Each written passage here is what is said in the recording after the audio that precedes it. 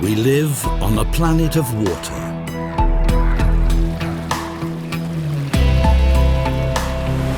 Water captivates our senses. Water is fun. No water, no life. There are regions in the world that show how we can respect and use water better in the future.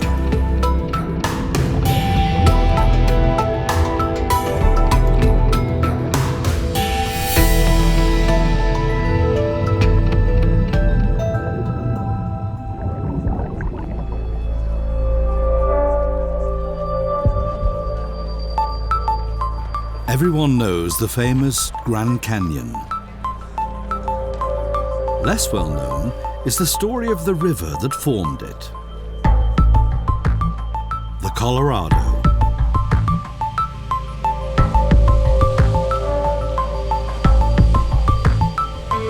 It supplies millions of people with water in the middle of the desert. It's been tamed to do so, and its water channeled off.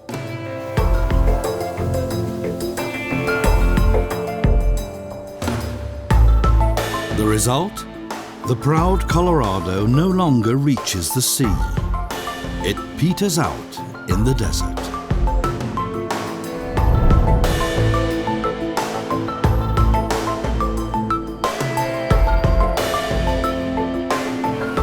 But there is hope again.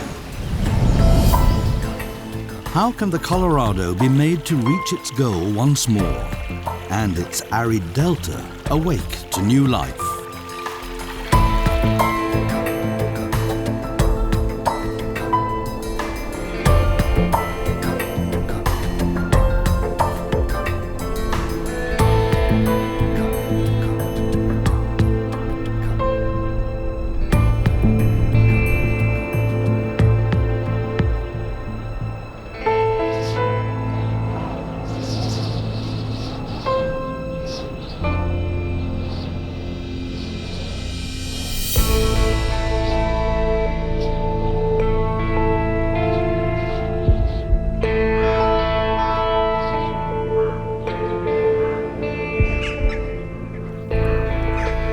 It's in the Rocky Mountains that the Colorado begins its 2,300-kilometer-long journey through 5 U.S. states to Mexico. In spring, the meltwater swells the mountain streams, and they form an ever mightier river.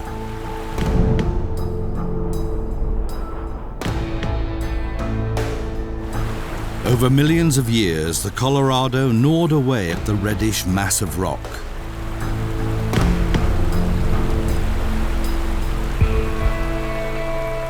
It's the colored sediments that give the Colorado River its name, the Red River.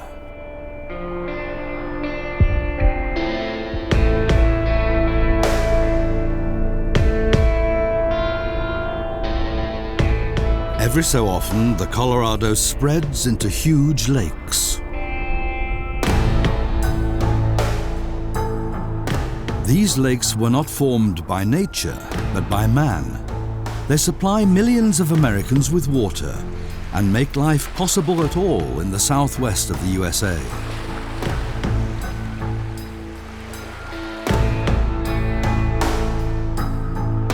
Extraordinary feats of engineering were needed to dam the Colorado. The Hoover Dam is one of the most famous dams in the world.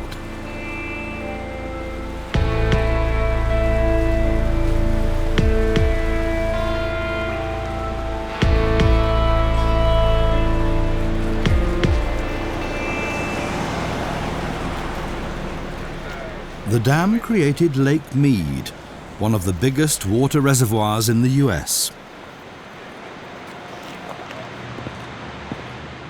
Bronson Mack has been watching the lake for a long time. He works for the Southern Nevada Water Authority.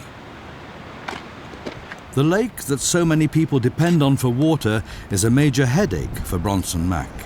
It's the water level he's worried about. It's sinking year by year. Well, the Colorado River has been mired in a drought for more than a decade and a half. And while Las Vegas is used to dry weather and not a lot of rain and certainly no snow, the Colorado Rockies, where most of our water in Lake Mead originates, does need that snowpack. But we haven't seen the snowpack that we saw back in the 1980s and back in the 1990s. So the drought has really reduced the amount of snow that is hitting the Colorado Rockies, which then reduces the amount of runoff that comes into the Colorado River and ultimately into Lake Mead.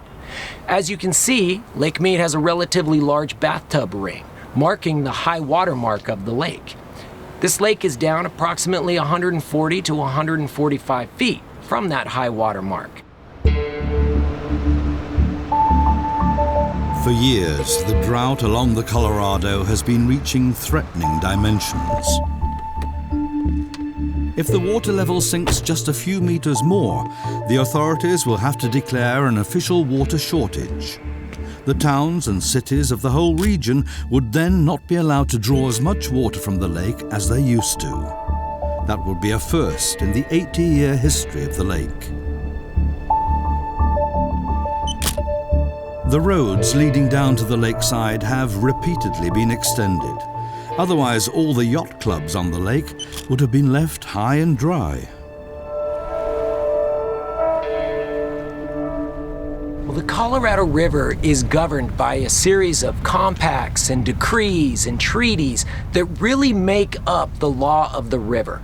And what the law of the river does is it governs who gets water, which states share in that water, what supplies do they get, and in what quantities. And so the law of the river really does sort of set the tone for how the interactions occur between the states that share the river.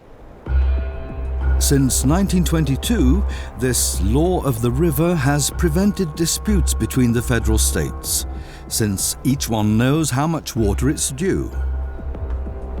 But the calculations made in the 1920s no longer work in times of drought. Where once sailing boats moored, the desert floor is now visible. Each year, more water is taken from the lake than flows back into it. When the water rights were distributed, areas like southern Nevada were still thinly populated, so the desert state has little water allotted to it. Nowadays, that's a problem, because America's biggest playground for grown-ups has grown up in the middle of the desert.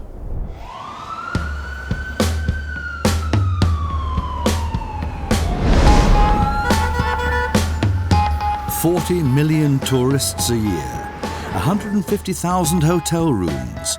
That's more than in New York. A gambler's paradise built on desert sand.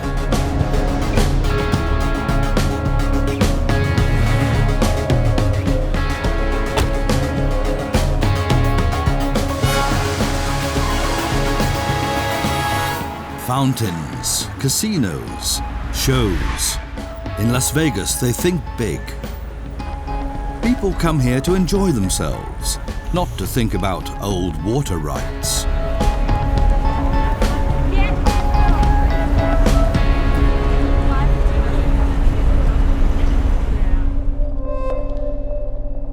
But the drought has become a real threat to the gambling city. The boom has brought more and more people to settle in Las Vegas, and all the newcomers want their own little garden, preferably with their own pool.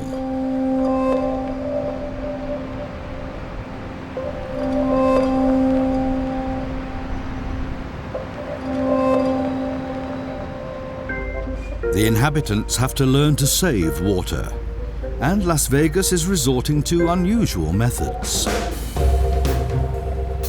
Men like Kevin Perry are on patrol for the Water Authority. He's a water inspector. His job is to track down water wasters in a bid to reduce consumption.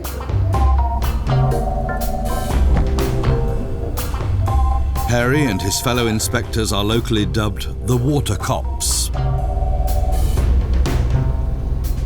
I have been a resident of Las Vegas for 45 years.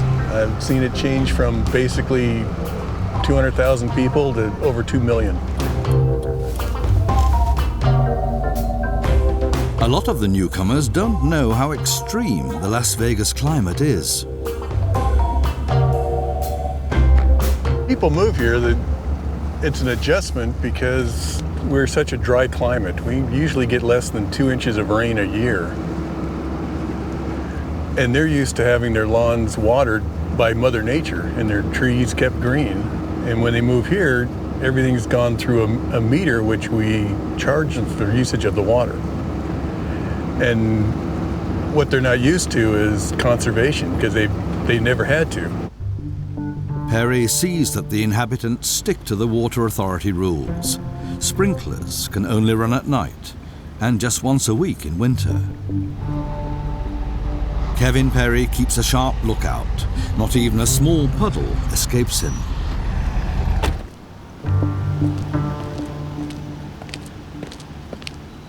He records every little infringement with his video camera.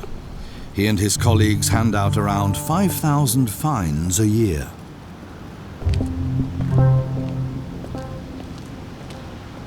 But in most cases, Kevin Perry first appeals to the homeowner's common sense and gives them a time limit to remedy the situation. Well, there's two ways we go about it. We go through outreach, we go through conversations.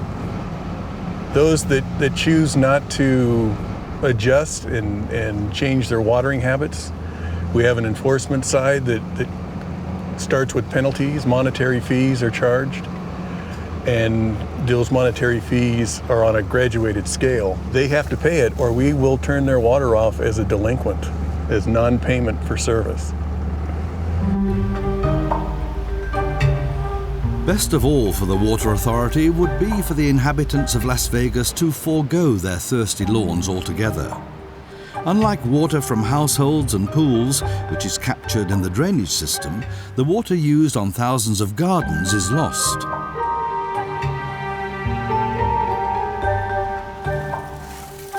So the city is encouraging garden owners to do without lawns and adopt the desert as their model instead.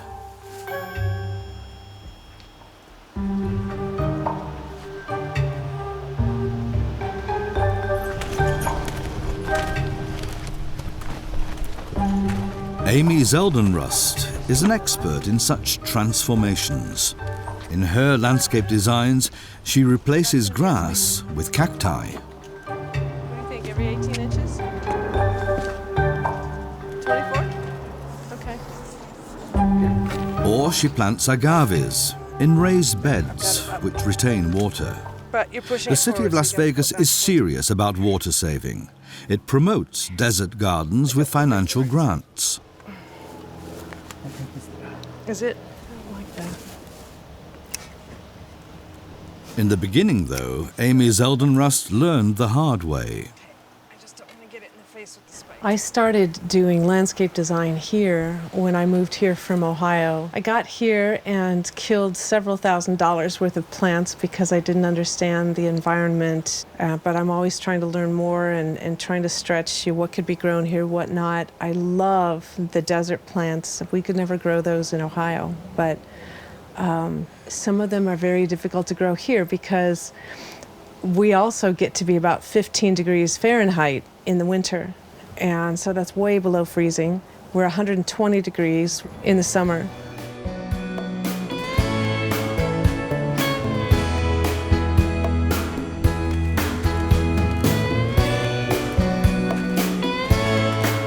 As often as she can, Amy Zeldenrust makes trips into the desert.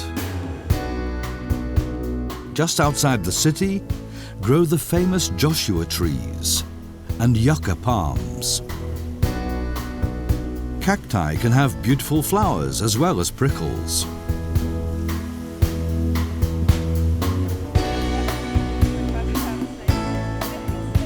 At weekends, Amy Zeldenrust likes to go walking with friends in the spectacular countryside. But unlike her friends, she's not only looking for relaxation here. As a landscape designer, she can't get enough of the desert. Every species of plant that survives here is an expert in water conservation.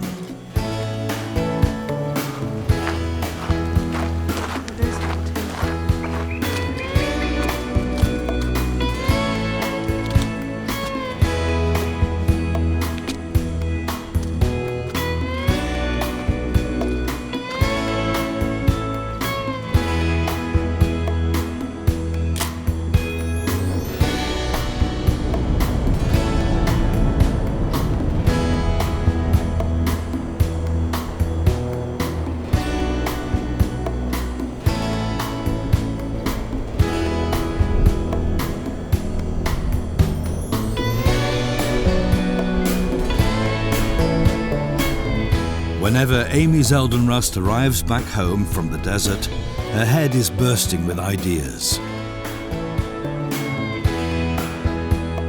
She herself has created her own small oasis in the city.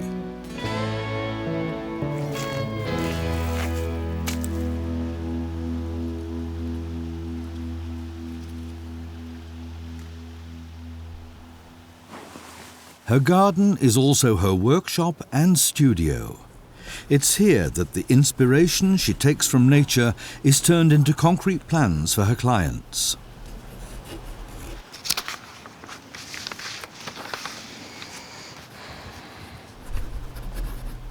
When people get their new garden, take out all the grass and have this, I find that a lot of them just really love to go out every day and see how things have changed and see the different smells and see how it's growing and not mowing the grass and not having that water bill.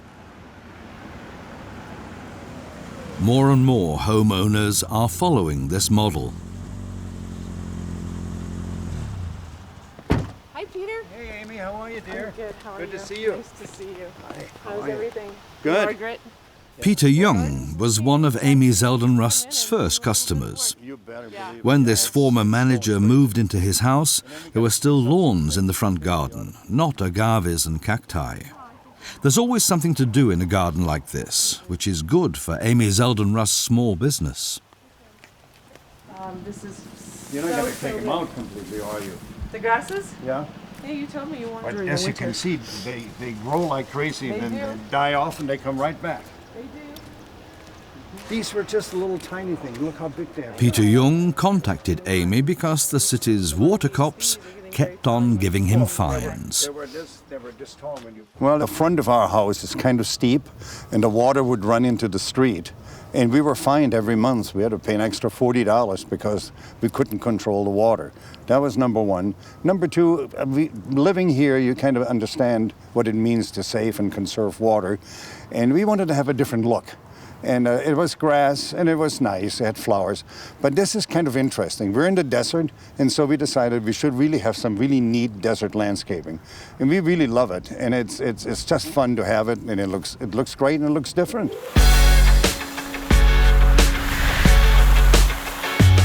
But what's the good of homeowners adapting to the environment when others continue wasting water?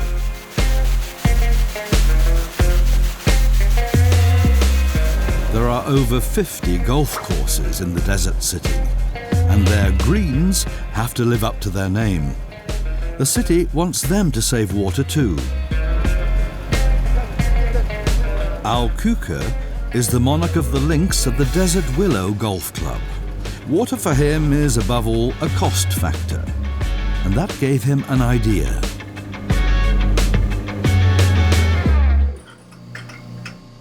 His control center is hidden underground.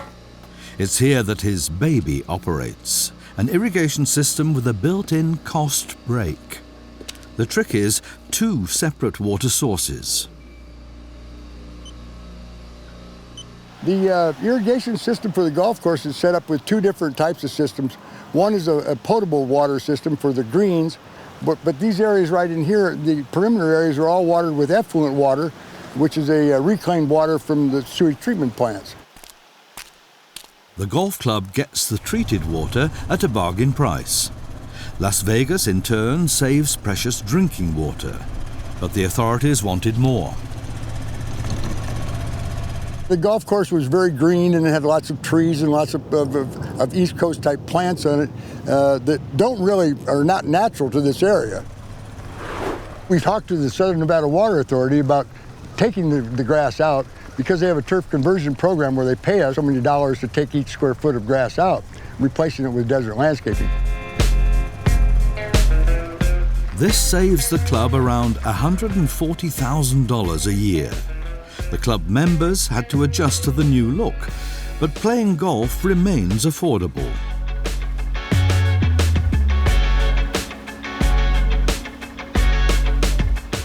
The conversion of the grass to the desert landscaping has saved us probably somewhere around 20,000, 30,000 gallons of water every month. That equals up to about 500,000 gallons a year, something like that, which is pretty good amount of water to use, just conserve. But are gardens and golf clubs the real problem? What about the casinos and the millions of tourists? Well, surprisingly, things are not what you'd expect. The reason is modern treatment plants like this. They recycle every drop of water that leaves the hotels and private homes. The treated water is fed back towards Lake Mead. On the way, it provides Las Vegas with another mini paradise.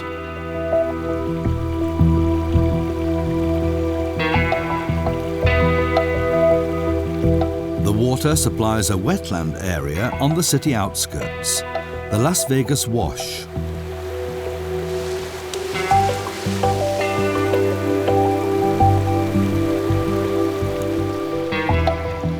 Where there's water, life soon follows, even in the desert.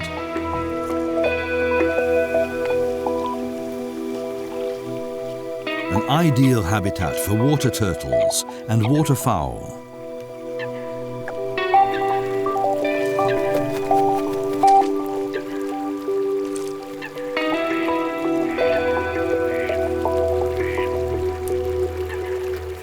Wild coyotes have learnt that there's ready prey here.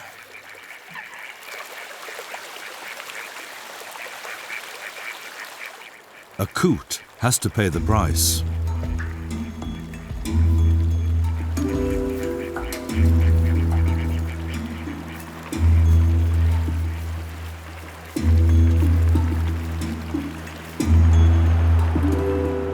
It's not far from the Las Vegas Wash to Lake Mead.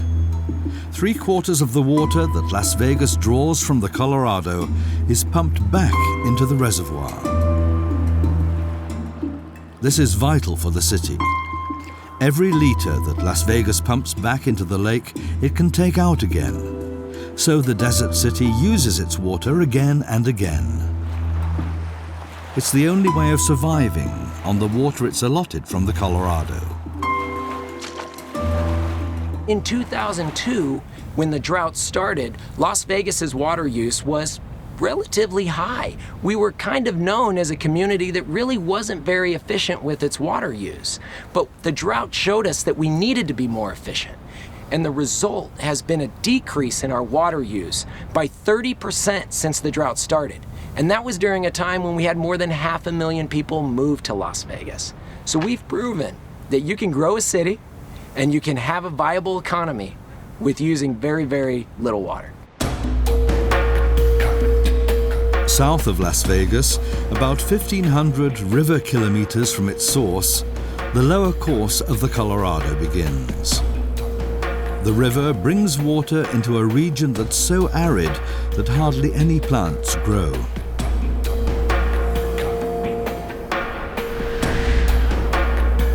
The Mojave Desert.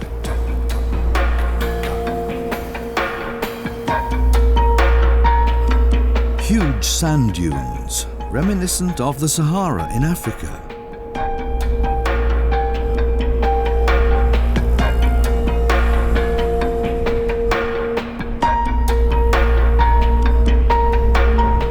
Except that the desert is no longer deserted. The American way of life is penetrating into every last corner.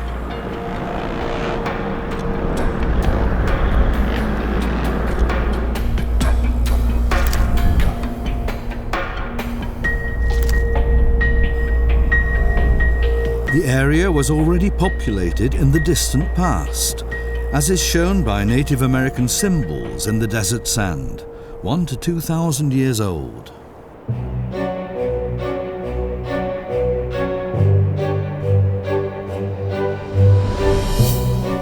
Where the Colorado meets the desert, the landscape immediately turns green. Huge reed belts have developed.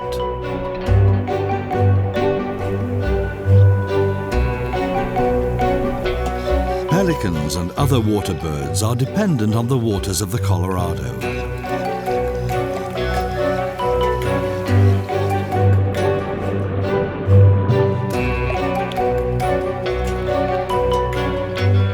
But again and again, the river comes up against man-made obstacles. The Imperial Dam has one main function: channeling off vast amounts of water. Beyond the dam, there's not much left of the mighty Colorado.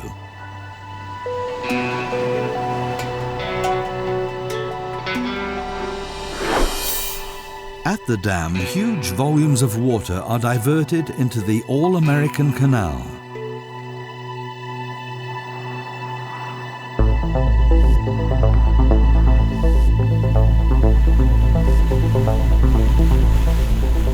The Colorado water transforms the dusty desert into farmland. Grain and vegetables are grown here on a massive scale.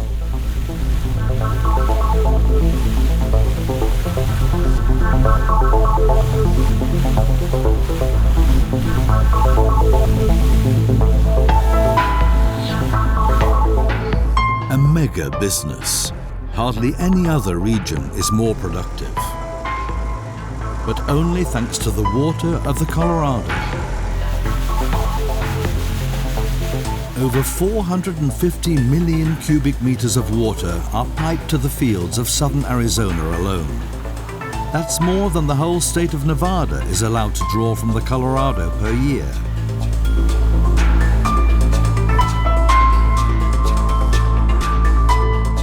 Whether vegetables or row upon row of date palms, everything flourishes in the Yuma Valley, just 30 miles from the Imperial Dam. Every hectare is exploited, with fields stretching to the horizon.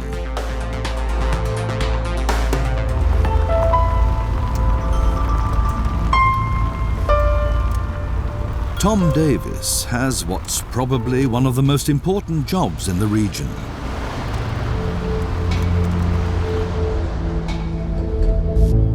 He is head of the Water Users Association in Yuma County.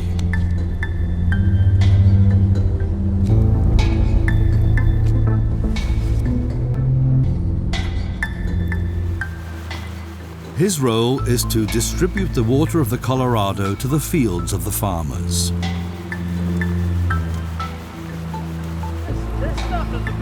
Yuma Valley is crisscrossed everywhere by large and small canals. On the third gate. Every liter of water counts. Without irrigation, the vegetables and grain would soon wither in the searing desert climate. So whenever a sluice has a problem, Tom Davis has to deal with it. See if we can move it manually. And okay, thanks. Yes. All right, thank you. All it takes is a couple of mouse clicks.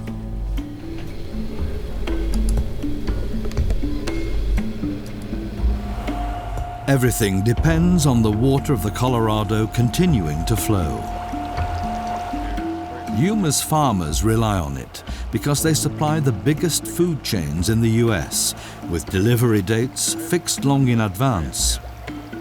We deliver water here in this valley to about 50,000 acres of land, which is owned by about 6,000 different individual people. And not only do they depend on revenues generated from crops grown by Colorado River water, then there's so many secondary industries here. Coolers, shippers, boxing plants, salad plants, all different kinds of processing that takes place, all the shipping.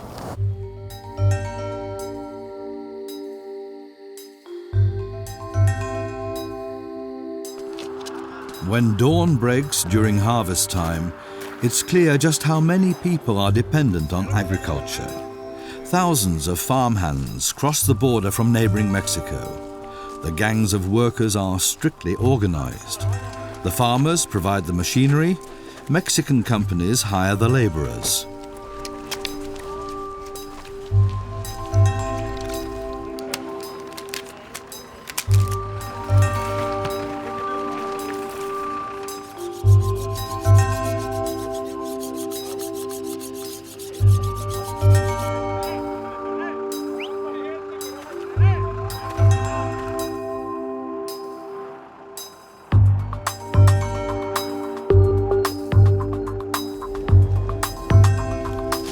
Farmhands operate on piecework. Still in the field, romaine lettuces are packed into bags and cartons. Everyone knows their job. Here, time is money.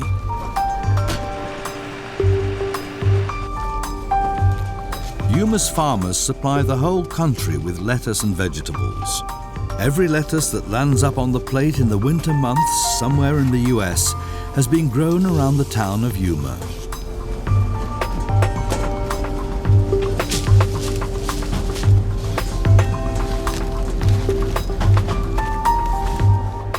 With their fruit, grain, salad, vegetables, and cattle, the farmers of the town have a turnover of more than $1 billion, year on year.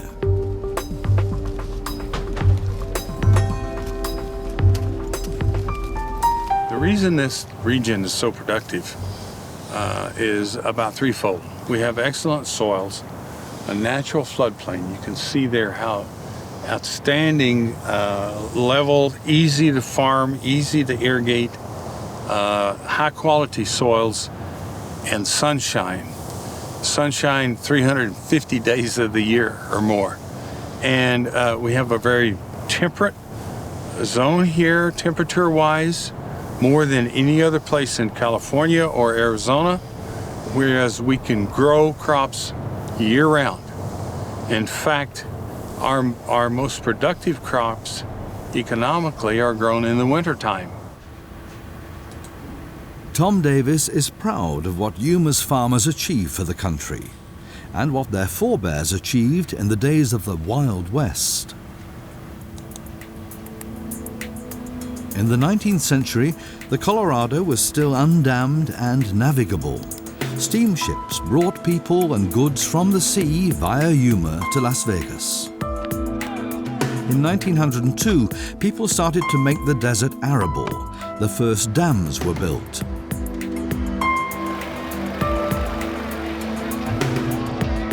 It was not only the railways that helped the West to be settled,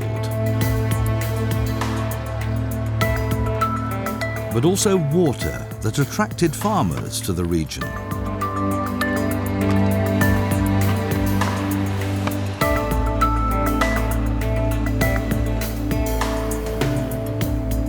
Today's farmers are still profiting from this pioneering achievement. The settlers were very early in starting the construction work, which gave the Yuma Valley special rights.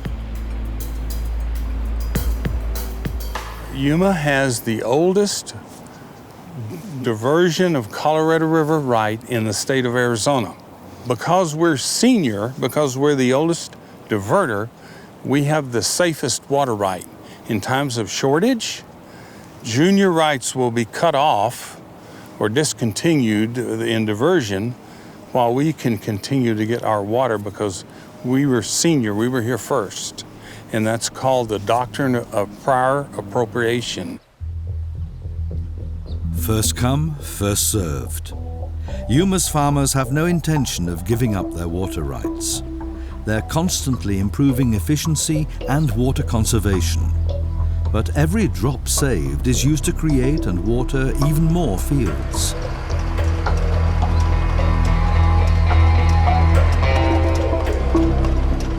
Business is booming all year round. In winter, young celery plants are set out by machine.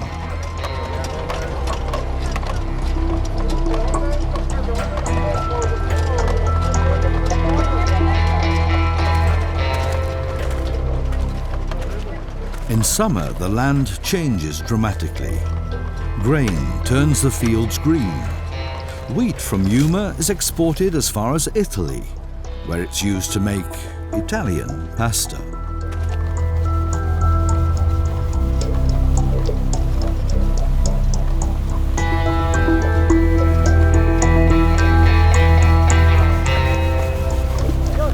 Hardly surprising that no one in Yuma is keen to give up the Colorado-based business. What consequences that has for the river is not something that anyone here loses sleep over. With every water extraction, the Colorado gets narrower, and just 50 kilometers to the south, there's worse to come. On the border between the US and Mexico, there's another dam.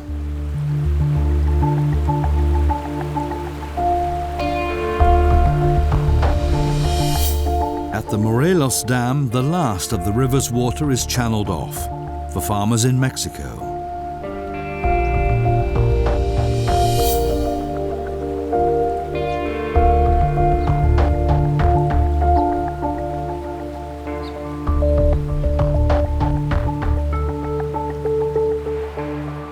Beyond the dam, the riverbed has hardly any water left. Just a small stream where once a river cleaved its way towards its estuary.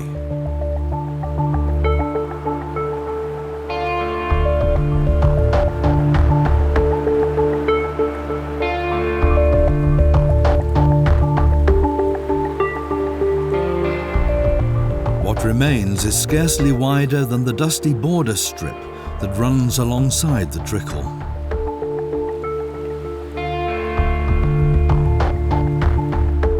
Too little for a river in the middle of the desert.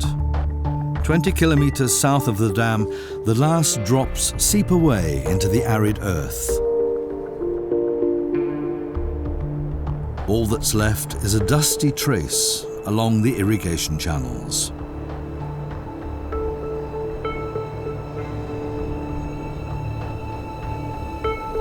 The once green Colorado Delta is now a desert.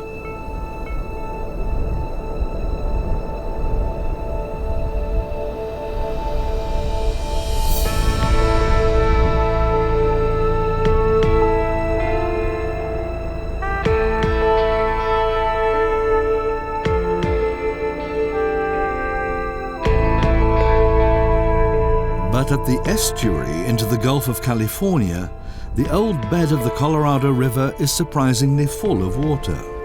It's only seawater, though, which flows into the old estuary with every tide. Via hundreds of tidal channels, the salt water is pushing ever further inland. Since no river water reaches the estuary anymore, the bed of the delta is salting up. Ever greater areas are coated with a lifeless salt crust.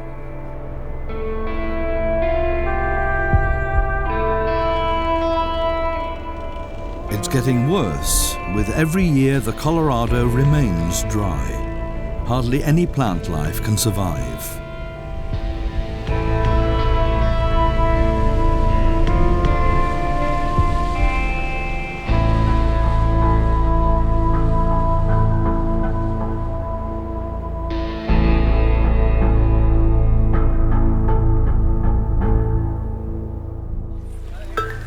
But there is hope.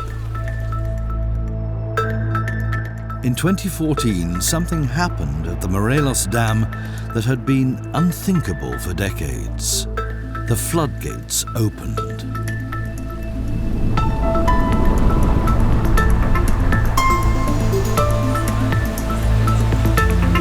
And they stayed open for 8 weeks. The water flowed unimpeded.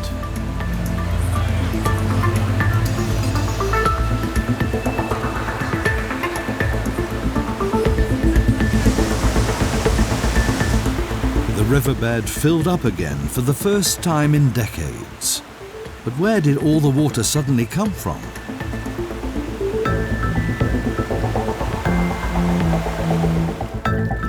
For some years, Mexico had not fully exploited its water rights.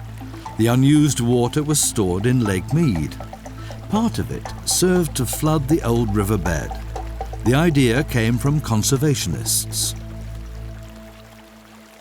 Hasta que el momento en que iban a abrir that moment, when they opened the Morelos Dam, the feeling was indescribable. We'd fought for that for 10, 15 years. And finally the dream came true. Y finalmente se dio. Después de 10, 15 años, pues imagínate, after all those years, we were gratified and overwhelmed. We were all close to tears. Llorábamos, ¿verdad? People came to the Colorado from all the towns and villages around.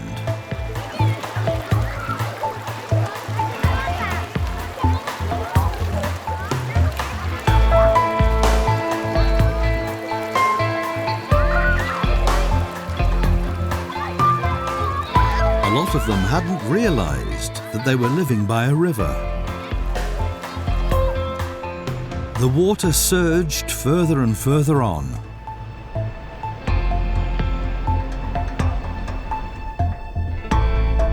And finally, the greenish fresh water reached the mouth.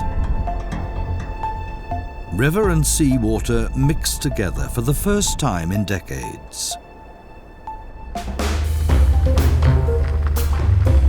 Today, the Morelos Dam is closed again. But for environmentalist Francisco Zamora, who had struggled so long for its opening, the action was still a success and the prelude to further projects.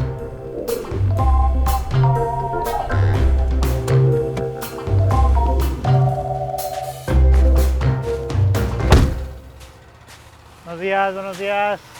The flooding showed that the dried-out landscape was not dead and could blossom again.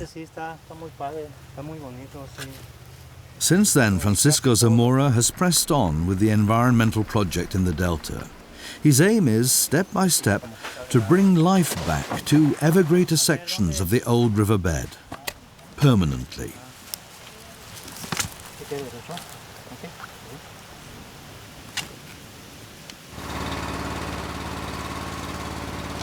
The conservationists have collected over $10 million in donations.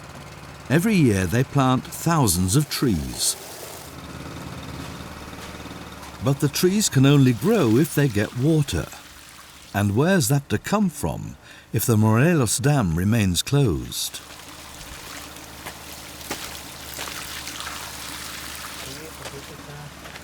Sin agua no podíamos restaurar. Nothing happens here without water. We conservationists have had to buy the necessary water. Conseguir esa agua, ¿verdad?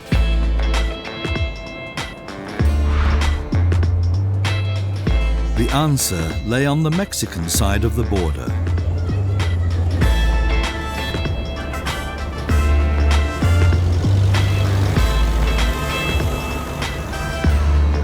Here too, there are lots of farmers who also use the water of the Colorado.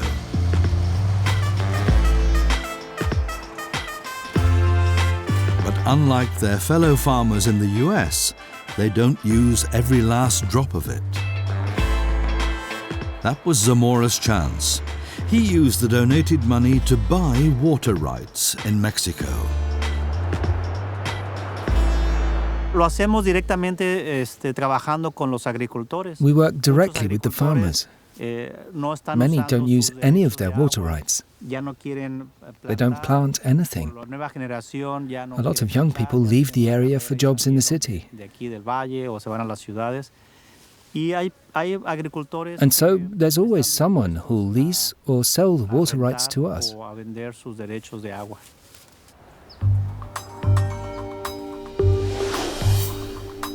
Odd though it might sound, the water that the conservationists use to irrigate the old riverbed is the same that's channeled off from the Colorado at the Morelos Dam. Places where water is restored burst into life.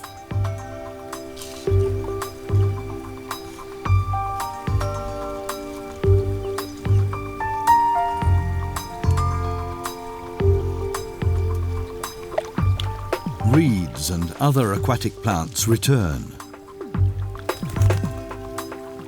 Birds and insects also appear again. The determination of the conservationists and the donations are paying off. What seemed lost forever can be restored.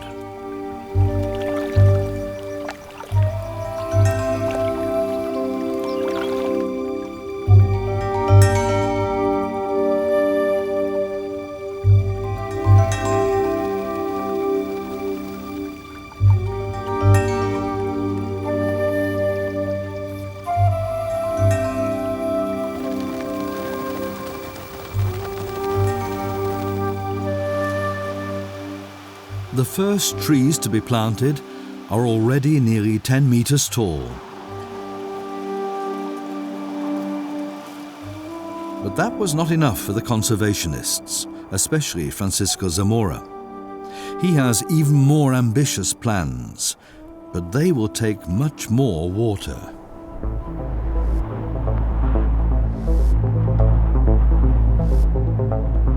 That's why the ecologists invested in a new water treatment plant for the nearby city of Mexicali. A deal was reached. Zamora spent donated money on a lake with reed beds. The plants extract further pollutants from the sewage water. In return, the ecologists get to use the purified water.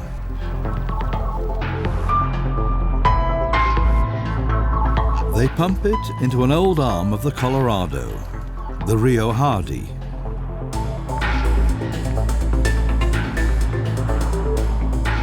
Now that the Rio Hardy permanently carries water again, the ecologists can realize another dream.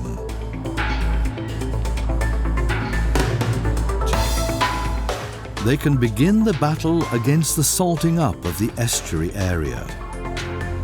To help the Rio Hardy push as far forward as possible, the ecologists are lending a hand. They've brought in heavy equipment. Excavators dig a channel to open up the way.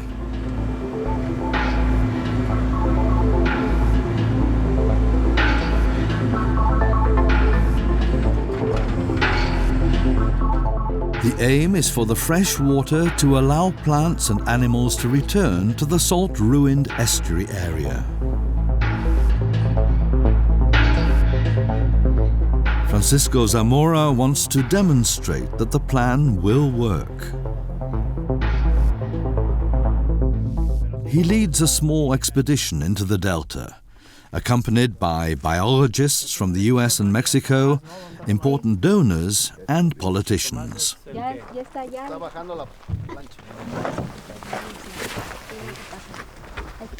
Zamora wants to convince them that his project is already bearing the first fruit.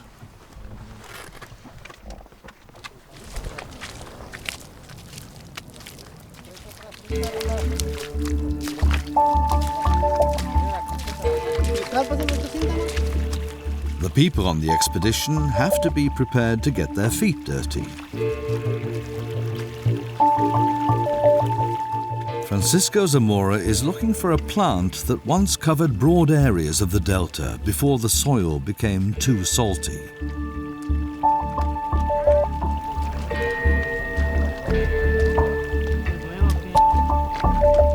The group trudges through mud with no success at first.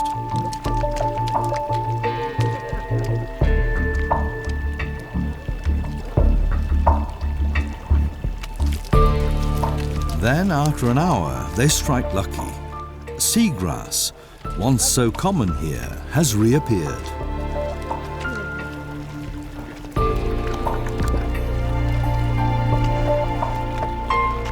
These small green patches are a first sign of success.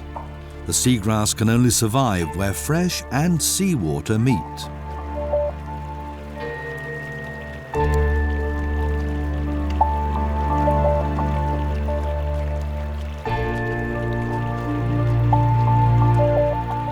Zamora is convinced that broad areas will soon be covered again with seagrass.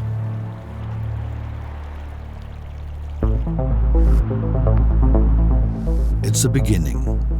But what's important is that even more Colorado water reaches the estuary in future. Francisco Zamora is negotiating about it with politicians in the US and Mexico. The ecologists have already demonstrated that the goal is worth it. A lot can be achieved through determination and water rights. What's working for the Colorado can be taken as a blueprint for other rivers equally burdened by human activity.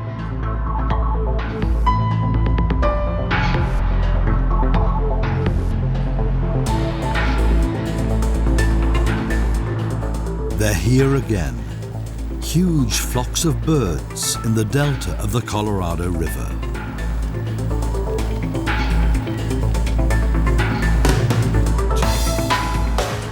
And there could be many more to come. If the Colorado can be returned to what it once was. A proud river that after a journey of 2,300 kilometers through canyons and deserts, reaches the sea.